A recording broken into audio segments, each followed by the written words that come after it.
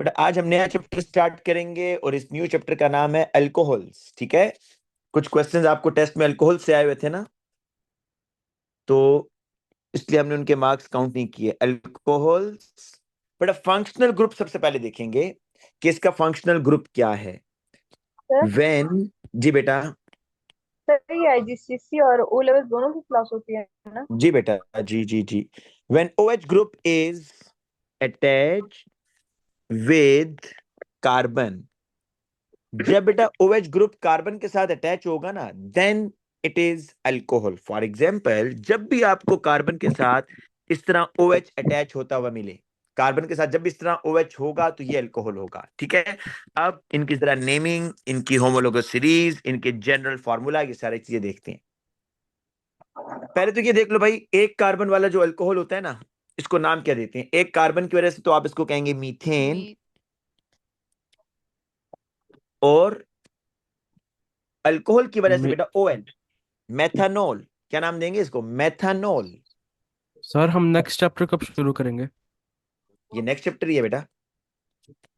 नहीं this is मतलब alcohol. Organic chemistry के बाद वाला। वो पहले आपका ऑर्गेनिक केमिस्ट्री खत्म होगा, इस पे भी थोड़ा टाइम लगेगा बेटा, 1 वीक तो लगेगा। कार्बोक्सिलिक एसिड के रिएक्शंस हैं।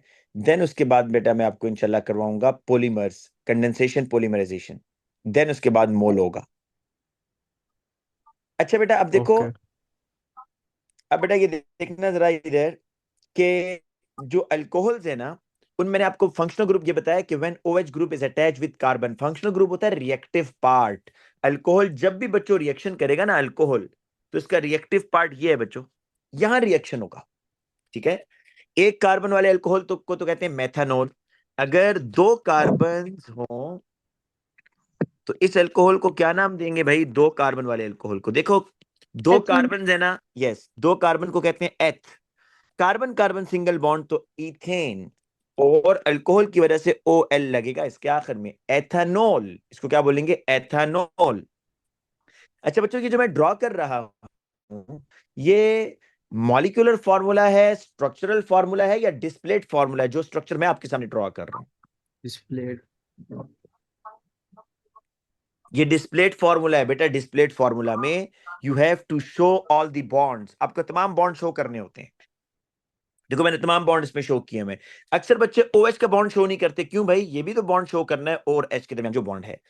इसी तरह बच्चों, मैंने ऐसे आपको ये नेमिंग करवा दी थी, मुझे याद है ना? अल्कोहल की नेमिंग करवाई थी ना बेटा।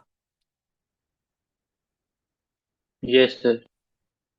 अगर 3 कार्बन वाला अल्कोहल हो तो बेटा यहां पर आपको थोड़ी सी नंबरिंग भी करनी है। देखो, आपको ये बताना होगा कि ये जो OH लगा हुआ है ये किस कार्बन पर लगा हुआ है। पहली बात, आप काउंटिंग कहां से करेंगे? प्रेफरेंस ऑर्डर यही आपने ध्यान में रखना है कि जिस कार्बन के साथ OH लगा हुआ है ना, उसको आपने नंबर 1 कहना है। या अगर OH दरमियान में लगा हुआ है तो आप काउंटिंग वहां से करें जहां से OH जल्दी आ जाएगा। तो अभी तो फिलहाल बेटा बड़ा क्लियर है कि this is carbon 1, this is carbon 2, this is carbon 3। 3 carbon हैं तो उसको बोलेंगे prop. Carbon carbon single bond तो एन, प्रोपेन। और OH is attach with carbon number 1, तो इसका नाम होगा प्रोपेन 1 ओल। इसका नाम क्या होगा? प्रोपेन 1 ओल। अच्छा एक और देखिएगा बेटा, अगर हम यहां पर OH को दरमियान में लगा दें ऐसे, ये सारे मैं डिस्प्लेट बना रहा हूं अभी, अगर ऐसे लगा दें, अब ये नहीं होगा कि आप कहेंगे जी मैं दरमियान से काउंटिंग करूंगा। नहीं भाई, काउंटिंग तो या राइट से होगी या लेफ्ट से होगी, लेकिन OH अब दरमियान में आ रहा है ना, तो OH जिस कार्बन के साथ है ना, इसको देखा करें। ये कार्बन जिसके साथ OH अटैच है कहां से जल्दी आएगा? दोनों साइड से बराबर है, जहां मर्जी से काउंटिंग कर लो, 1 2 3। इसका नाम होगा प्रोपेन 2 ओल। ये प्रोपेन 2 ओल है भाई। आइसोमर ऐसे ही।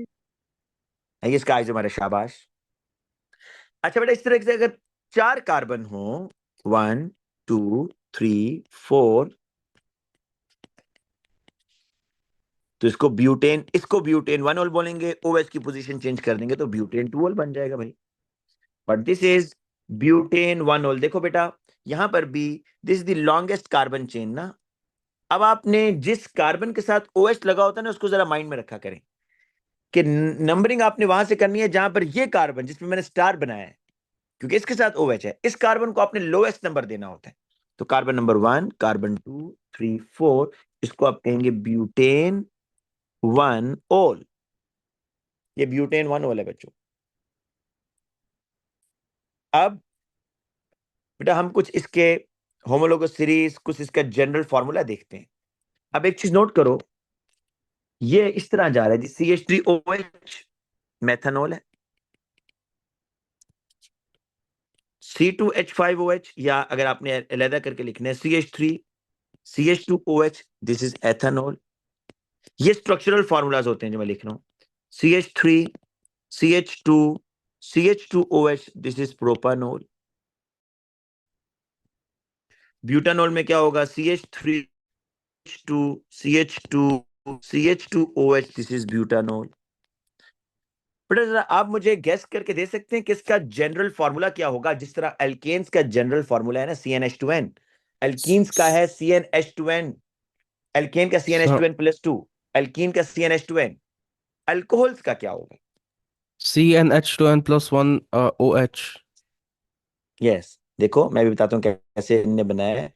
General formula of alcohol is, बच्चों मेरी बात सुनो, इज दिस अल्काइल। अल्काइल याद है या भूल गए हो? CH3 methyl, C2H5 ethyl, C3H7 propyl. बेटा अल्काइल याद है या भूल गए हो? अल्काइल बोलो। याद है सर। अगर नहीं याद देखिए, ये मैं जरा ऊपर जाता हूं ताकि आपको अल्काइल याद करवा दूं। हाँ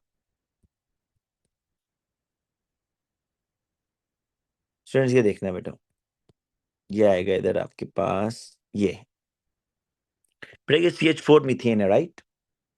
इसमें से जब आप एक हाइड्रोजन निकालते हैं ना, अल्केन में से एक हाइड्रोजन निकाल दें, तो क्या बनता है? अल्काइल बनता है। अल्काइल मतलब CH4 है ना, मीथेन, एक हाइड्रोजन निकाल दिया तो methyl, CH3 is methyl. Ethane क्या था? C2H6, एक हाइड्रोजन निकाल दिया C2H5, तो ये क्या बन गया? इथाइल। ये अल्काइल याद आया बेटा? ये मैंने आपको नेमिंग से पहले सिखाया था। इस अल्काइल का क्या जनरल फॉर्मूला है? CnH2n+1। एल्काइल का जनरल फॉर्मूला है CnH2n+1, मतलब जितने कार्बन होंगे ना, हाइड्रोजन उसके डबल होंगे, और फिर +1। मतलब अगर 2 कार्बन है तो इसका डबल क्या होगा? 4, और उसमें +1 करना है, C2H5। तो ये चीज बेटा आपको यहां पर बतानी है।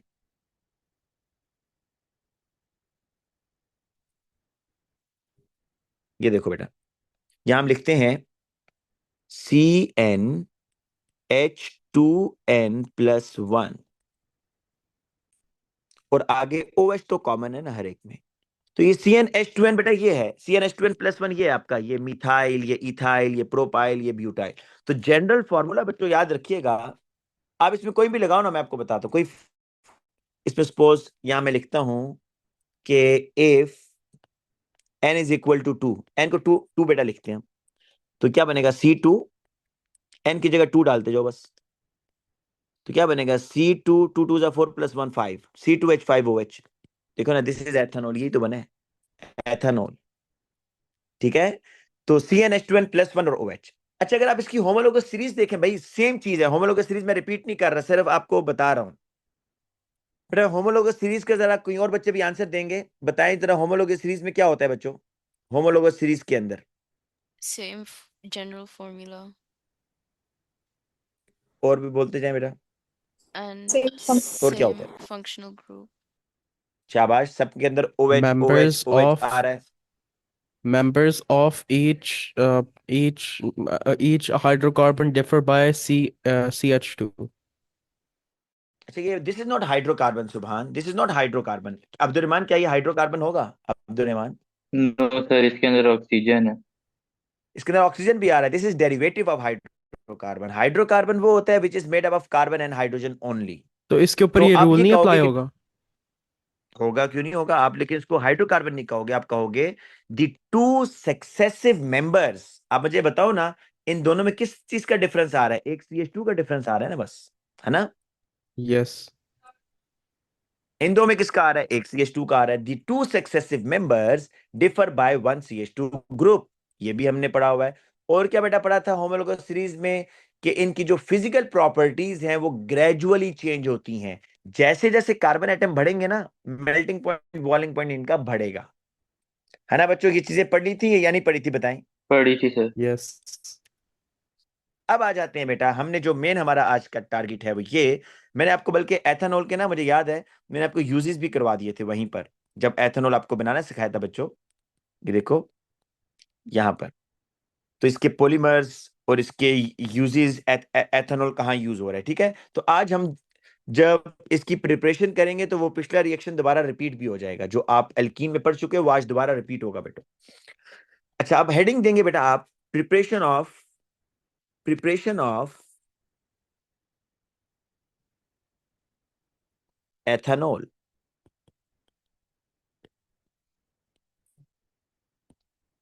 बेटा एथेनॉल बनाने के ना दो मेथड है। First method is by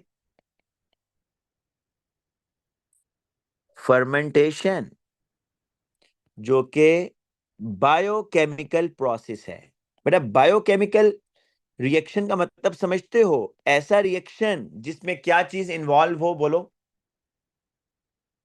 biochemical reaction ऐसा रिएक्शन होता है जिसमें क्या चीज इन्वॉल्व हो? Living organism involve Mhm. हो। तो आप देखेंगे इस फर्मेंटेशन रिएक्शन के अंदर एक लिविंग ऑर्गेनिज्म भी इन्वॉल्व होगा। पहले मैं आपको Yeast. बता जी, पहले मैं आपको बताता हूँ ये रिएक्शन होता कैसे है बेटा। सिंपल सा रिएक्शन है। आप एक ना टेस्ट ट्यूब लें, जरा गौर से सुनिएगा बेटा। आप एक टेस्ट ट्यूब लें, या आप घर में भी कर सकते हैं, ठीक है। ये रिएक्शन, टेस्ट ट्यूब लिया आपने,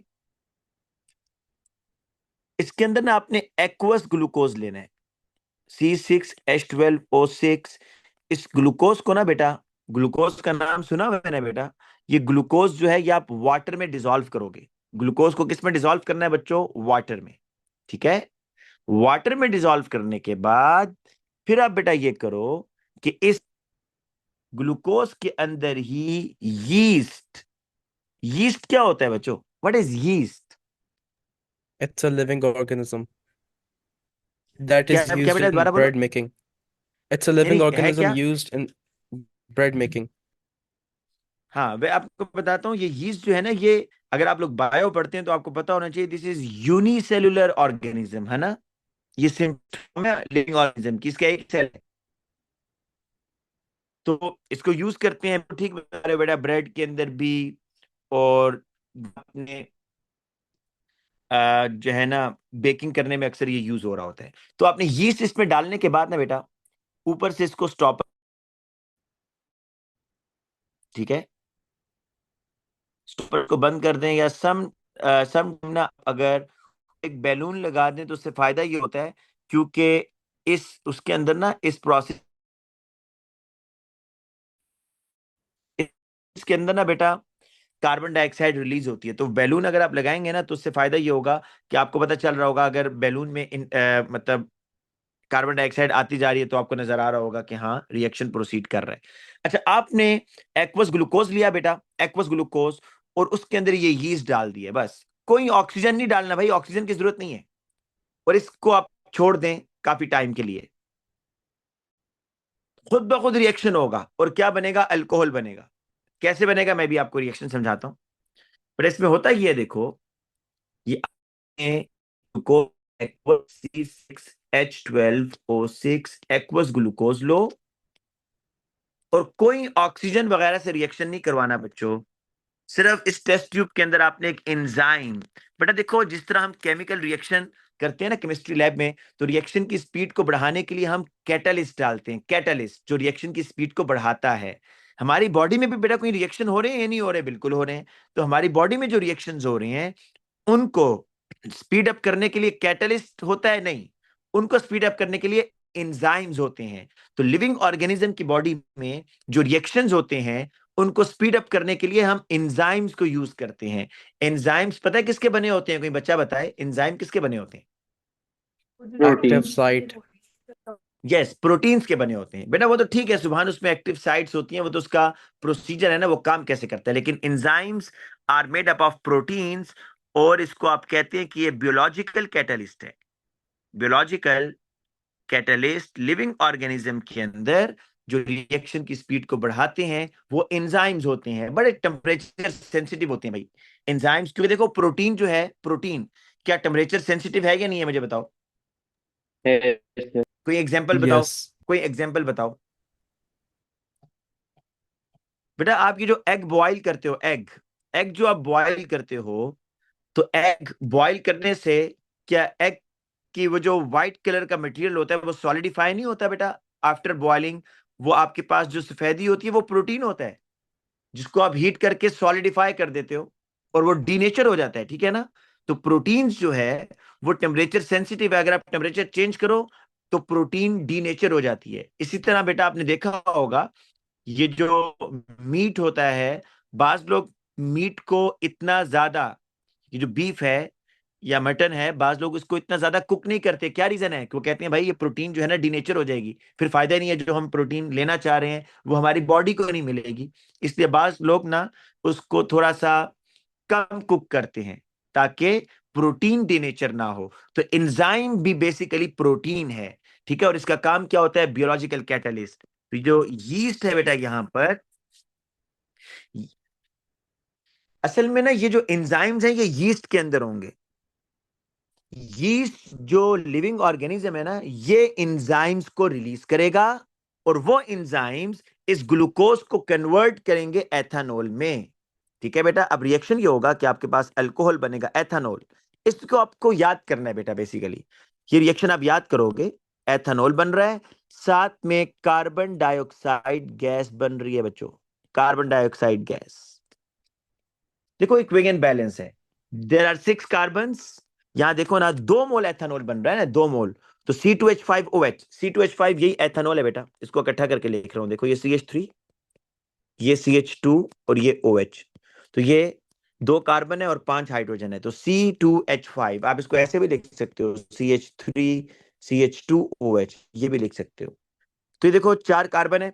हाइड्रोजन जरा चेक करो बेटा कितने हैं ग्लूकोज में, टोटल कितने हाइड्रोजन है बच्चों? 12। अच्छा मजे की बात, यहाँ पे 12 है लेकिन बच्चों को नजर नहीं आ रहे होते। देखो ये 5 ये है ना बेटा, 5 2 सा कितना हो गया 10, और ये देखो ये हाइड्रोजन ये भी तो 2 दफे है। तो बेटा हाइड्रोजन पूरे हैं, जरा चेक करो। जी सर। Yes. हाइड्रोजन भी पूरे हैं भाई, और कार्बन पूरे नहीं है बेटा, इधर 4 हैं तो इधर भी 2 होगा ना। अब आपके कार्बन पूरे हो रहे हैं, ठीक है?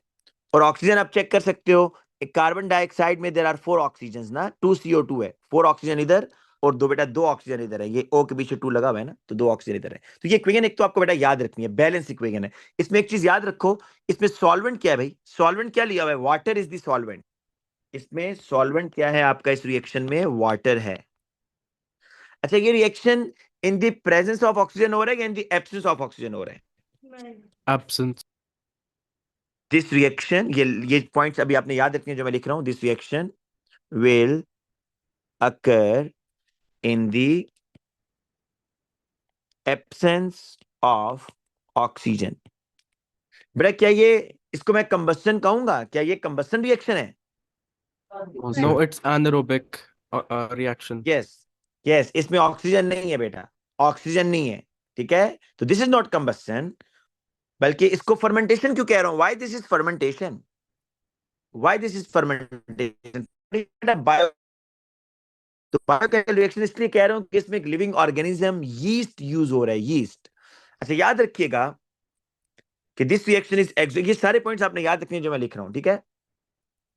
Fermentation is exothermic reaction, fermentation कहते हैं बायोकेमिकल रिएक्शन को, दिस रिएक्शन इज फर्मेंटेशन। अच्छा this is fermentation is exothermic reaction. बेटा एक बात बताओ, एक्सोथर्मिक रिएक्शन में क्या होता है? हीट रिलीज होती है या नहीं होती? हीट Release रिलीज होती होती है। है। रिलीज होती है सर। जब बेटा हीट रिलीज होगी, जब हीट रिलीज होगी तो इस एंजाइम के बारे में आपका क्या ख्याल है?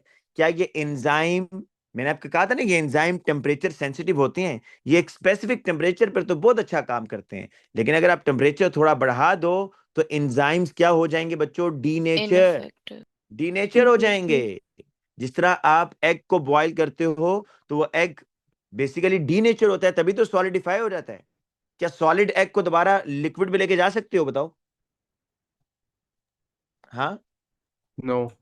एक दफा एग बेटा आपने बॉईल कर लिया है, तो क्या वो बॉयल होने के बाद जब सॉलिड स्टेट में आ गया तब क्या दोबारा उसको लिक्विड में लेके जा सकते हो? नहीं लेके जा सकते ना, तो इसलिए नो सर। एंजाइम्स डीनेचर हो जाते हैं भाई। तो यहाँ पर अब ये रिएक्शन एक्सोथर्मिक है। मुझे इसका नुकसान बताएं, नुकसान क्या हो सकता है बेटा?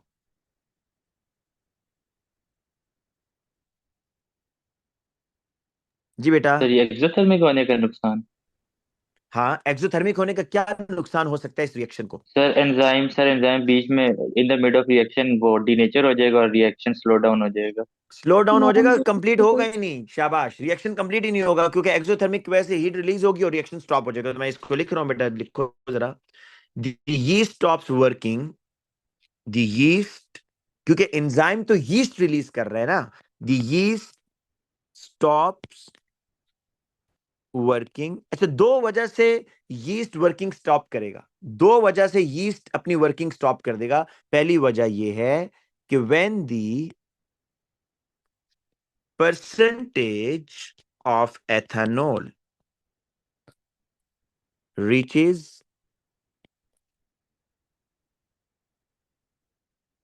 a certain level, भाई देखो, यीस्ट है ना, ये एथेनॉल में कोई इतना खुश नहीं है। टाइम गुजरने के साथ साथ एथेनॉल की अमाउंट बढ़ती जाएगी या कम होती जाएगी, ये बताओ, with the passage of time? ज़्यादा हो गई। ज्यादा होती जाएगी ना।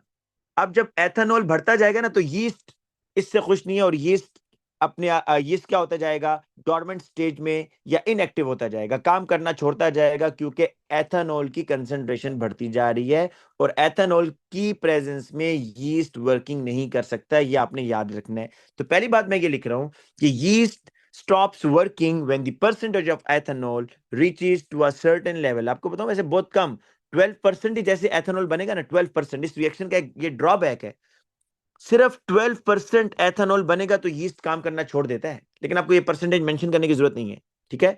12% ही अभी एथेनॉल बनेगा तो यीस्ट काम करना छोड़ देता है। या दूसरी रीजन क्या है, और इफ द मिक्सचर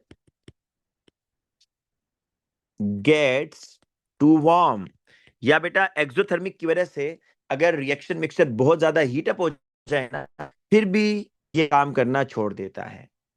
अच्छा बेटा ये बताओ, अब ये सपोज करते हैं 12% बन तो गया आपके पास, एज्यूम करते हैं 12 ही बना, 12% एथेनॉल बना है। क्या ये प्योर एथेनॉल है बताओ? नो, नहीं, क्यों, क्या चीज है इसमें? यीस्ट उसके के अंदर एंजाइम। ये है जो आप नहीं बता ग्लूकोज रहे। सर। ग्लूकोज, ग्लूकोज है, एक और चीज भी है जो बता रहे। Water. Carbon dioxide. Only water है भाई। आप देखो बाकी जो चीजें वो आराम से अलग हो जाएंगी, लेकिन ethanol is dissolve in water. आपको प्योर एथेनॉल चाहिए, आपको क्या चाहिए? Pure ethanol. तो एथेनॉल और वाटर को कैसे सेपरेट करेंगे बोलो?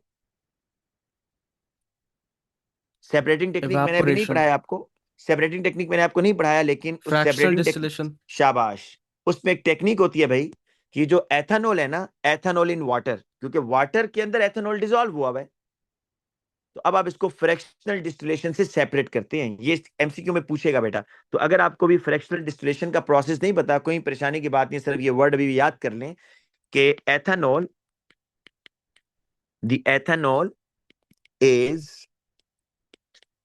Separated from final mixture by, क्योंकि देखो अगर आपको प्योर एथेनॉल चाहिए ना तो जहरी बात है, वाटर से जान छुड़ानी है भाई, तो फ्रैक्शनल डिस्टिलेशन करेगा।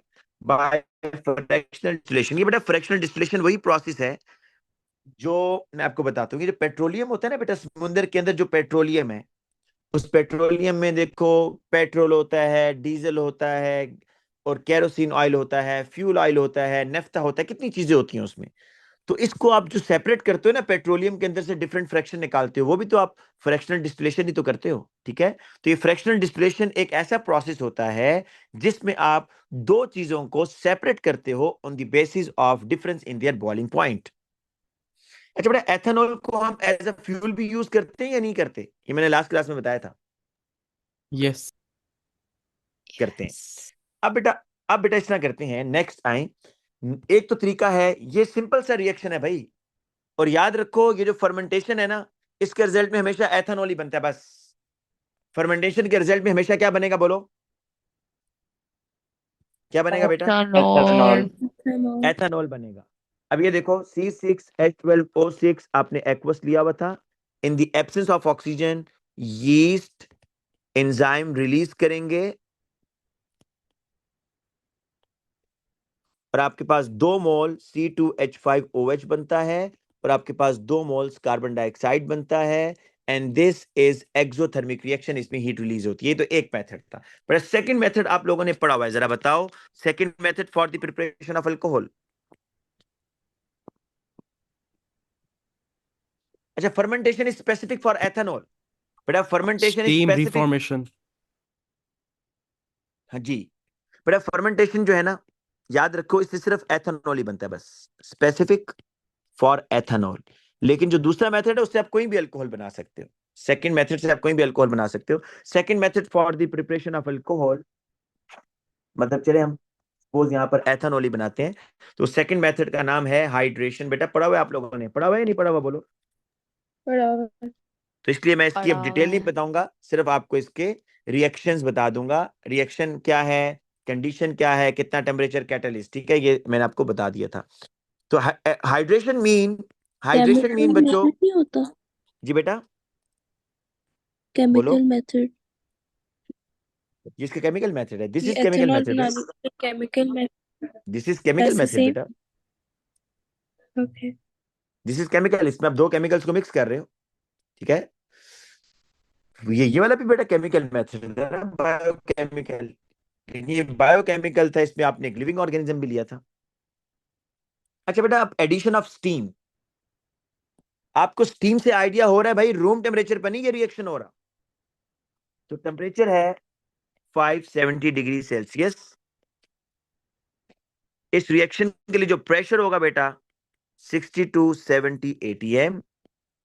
इस रिएक्शन के लिए जो आप कैटलिस्ट यूज करोगे that is phosphoric acid H3PO4। Reaction बहुत सिंपल है बच्चों, ये इथीन लिया आपने और इसमें स्टीम ऐड कर देना है H2O। Reversible reaction. अच्छा याद याद रखो, ये फर्मेंटेशन रिवर्सिबल था, इरिवर्सिबल था फर्मेंटेशन। Irreversible. लेकिन इरिवर्सिबल। लेकिन दिस इज रिवर्सिबल रिएक्शन बच्चों। और इसमें आपने देखे क्या करना है, आपने बच्चों इसमें एक डबल बॉन्ड तोड़ना है, और ये HOH का बॉन्ड तोड़ना है। एक कार्बन पर H जाएगा और एक कार्बन पर OH जाएगा, सिंपल।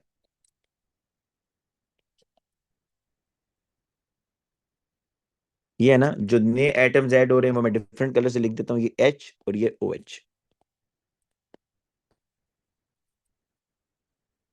तो एथेनॉल, इससे आप कोई भी अल्कोहल बना सकते हैं। आपको याद है ना, मैंने पिछली दफा आपको प्रोपेन 1 और प्रोपेन 2 दोनों बना कर दिए थे बेटा, याद है? तो मुझे कुछ क्यों समझ नहीं आ रहा।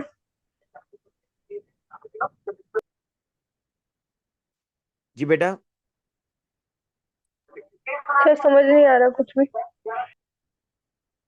बेटा आपने पहले क्लासेस नहीं अटेंड की ना, नहीं। तो आपको बेटा रिकॉर्डिंग सुननी है ना। देखो अभी तो आप बिल्कुल ऑर्गेनिक केमिस्ट्री के मिड में है, आपको जब तक रिकॉर्डिंग पिछली नहीं सुनेंगे ना तो आपको डेफिनेटली मुश्किल लगेगा। आपकी तो आज पहली या दूसरी क्लास है, आपको मैंने वीकेंड पे इसलिए कहा था कि आप रिकॉर्डिंग सुन लो, ठीक है, इसलिए गूगल क्लासरूम में भी ऐड किया था बेटा।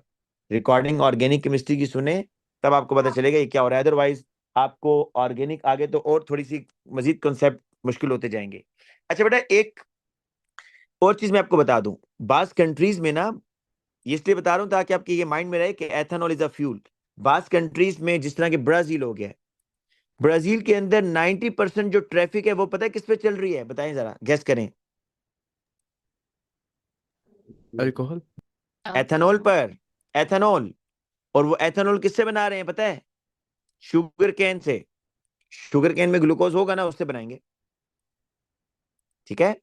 तो अब एथेनॉल का फ्यूल के तौर पर कैसे काम होता है, तो ये बेटा देखो, एथेनॉल एज अ फ्यूल। भाई एथेनॉल की कंबस्शन हो सकती है ना, अल्कोहल की कंबस्शन होती है, तो मैं लिख रहा हूं कि सर एथेनॉल। आपने बॉन्ड। जी बेटा, जी बेटा, क्या सर बोल रहे हैं दोबारा? OH के दरमियान आपने ऊपर बॉन्डिंग नहीं शो की। अच्छा, बॉन्डिंग उस वक्त शो करना मस्ट है जब आपसे एग्जामिनर कहेगा कि ड्रॉ द डिस्प्लेड फार्मूला, ठीक है? तो अगर डिस्प्लेड कहेगा फिर आप शो कर दें अलग अलग करके इस तरह। मैंने तो इसलिए शो नहीं किया ना बेटा, अभी देखे ना वो, ये बस मैं इस तरह बताना चाह रहा हूँ कि ये एडिशन हुई है, ठीक है? मैं कोई डिस्प्लेड फार्मूला यहाँ नहीं मेंशन कर रहा है, लेकिन अगर डिस्प्लेड बनाना है फिर आप ठीक कह रही हैं, आपको बॉन्डिंग शो करनी है ओ और एच के दरमियान भी। अच्छा बेटा, ethanol Burns well in oxygen, और बेटा लॉट ऑफ एनर्जी ये रिलीज करेगा। जरा देखते हैं रिएक्शन क्या होगा भाई। C2H5OH, ये आप अपनी गाड़ी में अगर डलवाएं एथेनॉल और इसको बर्न करें बेटा, इसको बर्न करें in the presence of oxygen. अच्छा मुझे बताओ क्या प्रोडक्ट बनेगा, वैसे प्रोडक्ट बताएं। ये जो आपका फ्यूल है ना, इसमें कार्बन और हाइड्रोजन है, इसकी कंबस्टन हो रही है, तो कार्बन और ऑक्सीजन कार्बन मिलकर क्या मोनोऑक्साइड, बनाएगा? क्या चीज? Carbon dioxide. डाइऑक्साइड। भाई हम एक्सेस में कर रहे हैं, ठीक है, प्लेंटी ऑफ ऑक्सीजन की प्रेजेंस में। एक तो कार्बन और ऑक्सीजन मिलकर कार्बन डाइऑक्साइड बनाएंगे, पर ये हाइड्रोजन और ऑक्सीजन मिलकर क्या बनाएंगे? वाटर। वाटर। कोई तीसरी चीज नहीं बन रही, बस ये दो चीजें बन रही है। तो इससे पता ये चला आपको कि भाई हाइड्रोकार्बन्स की जब कंबस्टन होगी तो कार्बन डाइऑक्साइड वाटर बनता है, और अल्कोहल की होगी फिर भी कार्बन डाइऑक्साइड और वाटर बनता है। अच्छा पोल्यूशन। अब बेटा कितने कार्बन हैं इधर, ये बताओ, बैलेंस करना है अब। 2। तो यहां पर 2 लगाएंगे। हाइड्रोजन बेटा कितने हैं हाइड्रोजन? 5। नहीं 5 नहीं है, 6 हैं। 6। 5 ये है और एक ये भी तो है ना, 6। तो बेटा यहाँ हाइड्रोजन के पीछे क्या लगाएं ताकि 6 हो जाए? 3। 3 लगा दिए। अब आप देखो, अब आप देखो आपके पास ये इक्वेशन बन गया 2CO2 और 3H2O। ऑक्सीजन काउंट करो, 4 ऑक्सीजन यहां पर है और 3 ऑक्सीजन इधर है, टोटल कितने हो गए भाई? 7। 7। 7 ऑक्सीजन। यहां 3 लगा रहा हूं मैं, 3 2 6 और एक ये 7 है ना बेटा? जी। यस। Yes sir. अच्छा अरे बेटा बाबा जी। फवाद, फवाद बेटा माइक ऑफ करो ना अपना। अच्छा बेटा यहां तक हम रहेंगे। अब कल की क्लास में इंशाल्लाह मैं आपको कार्बोक्सिलिक एसिड करवाऊंगा, ठीक है? अल्कोहल यही है। कार्बोक्सिलिक एसिड पे इंशाल्लाह हमारे 2 दिन बेटा लगेंगे कार्बोक्सिलिक एसिड पर, देन ऑर्गेनिक आपकी खत्म, ठीक है? इस वीक में ऑर्गेनिक खत्म हो जाएगी बच्चों। फिर हम इसके कुछ पास पेपर, एक वीक इसके पास पेपर पे लगाएंगे, देन पॉलीमर्स। पॉलीमर्स के बाद सर आप सिर्फ वो इंशाल्लाह। इक्वेशन दोबारा बैलेंस करके दिखा देंगे सर। जी बेटा, बेटा इस तरह बैलेंस किए देखो, ये था ना C2H5OH प्लस O2। पहले तो आप प्रोडक्ट, अच्छा सबसे पहले जो कंबस्टन वाली इक्वेशन होती है उसमें देखा करो, यहाँ जितने कार्बन होते हैं ना उतने मोल्स कार्बन डाइऑक्साइड बनेंगे। कितने मोल बनेंगे बोलो भाई? 2 मोल। 2। 2। 2 मोल्स। अच्छा अब हाइड्रोजन कितने हैं जरा इकट्ठे काउंट कर लो, टोटल कितने हैं? 6। तो 3 मोल्स ऑफ वाटर। 3H2 है ना, तो हाइड्रोजन 6 हो गए ना। जी। अब आखिर में ऑक्सीजन काउंट कर लो, यहाँ कितने ऑक्सीजन है, यहाँ कितने हैं? कार्बन डाइऑक्साइड में 4 ऑक्सीजन आ रहे हैं, 3। वाटर में 3 आ रहे हैं, 7। तो 3O2 किया 6 और एक ये 7 है बेटा इधर। ठीक है सर, थैंक यू। ठीक है जी स्टूडेंट्स, आज के लिए इतना काफी है, मैं आपको नोट सेंड कर देता हूँ स्टूडेंट्स, ठीक है? और एक मिनट, नेक्स्ट वीक के लिए टेस्ट याद है ना मैंने क्या बताया हुआ है? नेक्स्ट वीक के लिए आपका टेस्ट है chemical equilibrium, energetics, rate of reaction, ठीक है बेटा? अभी काफी टाइम है, जिन बच्चों को नहीं आता वो रिकॉर्डिंग सुन सकते हैं, गूगल क्लासरूम में ऐड है। दे दें टेस्ट, बेहतर आप सबने स्कूल में पढ़ा होगा, लेकिन फिर भी आपको हेल्प चाहिए तो आप मेरे से भी ले लें ग्रुप में, और रिकॉर्डिंग भी सुने, लेकिन टेस्ट लाजमी देना ताकि आपकी थोड़ी थोड़ी तैयारी तो शुरू हो ना बेटा।